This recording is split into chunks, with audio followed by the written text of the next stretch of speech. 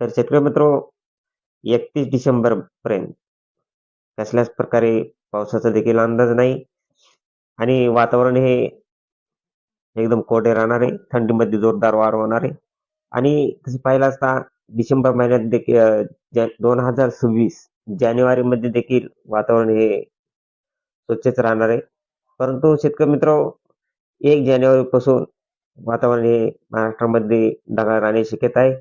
1 जानेवारीला नांदेड, लातूर तसेच देगलूर, सोलापूर या भागामध्ये ढगाळ वातावरण राहील. 1 जानेवारी 2026ला तसेच 2 जानेवारीला देखील नांदेड, लातूर तसेच सोलापूर,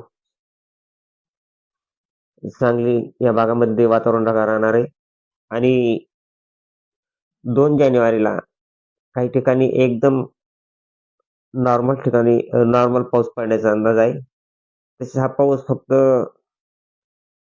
विदर्भ साईडला नॉर्मल पाऊस पडण्याची शक्यता आहे. हा पाऊस चंद्रपूर, नागपूर या भागामध्ये एकदम नॉर्मल पाऊस पडू शकतो. तर शेतकरी मित्र विदर्भ साईडला नागपूर, पुसद, अलिबाग तसेच चंद्रपूर, अमरावती या भागामध्ये ढगाळ वातावरण एकदम नॉर्मल पावसाचा शिडकाव होण्याची शक्यता आहे 2 तारखेला.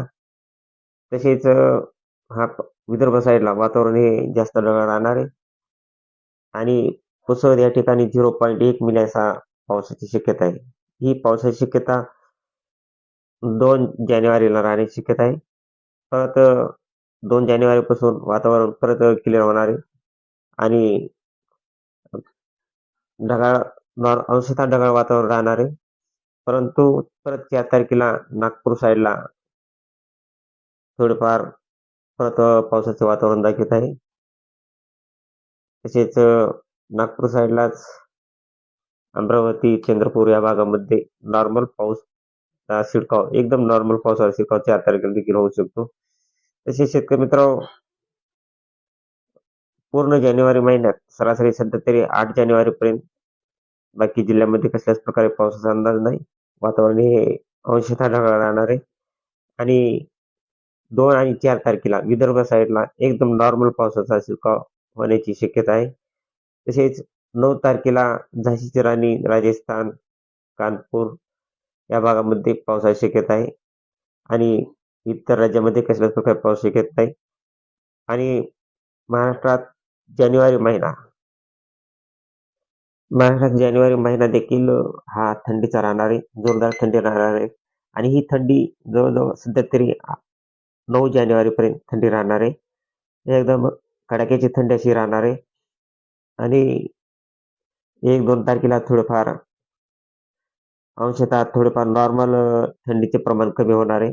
कारण त्या टायमाला अंशतः ढगाळ वातावरण राहणार आहे. त्यामुळे 2 आणि 3 तारखेला थोडेफार एकदम थंडीचे प्रमाण थोडे अंशतः कमी होणार आहे.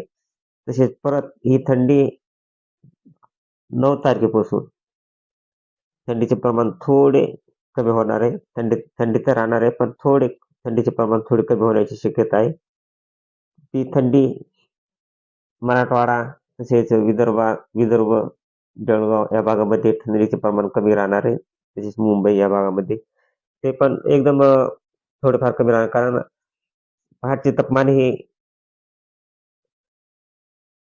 11 अंश ते 8 अंश सेल्सिअस असे राहणार आहे.